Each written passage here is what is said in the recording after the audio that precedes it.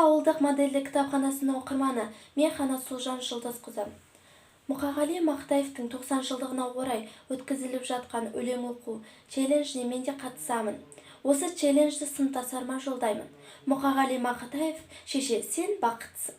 Шеше, сен бақыттысың, жыламағың, жай түсіп жатқанда да құламадың.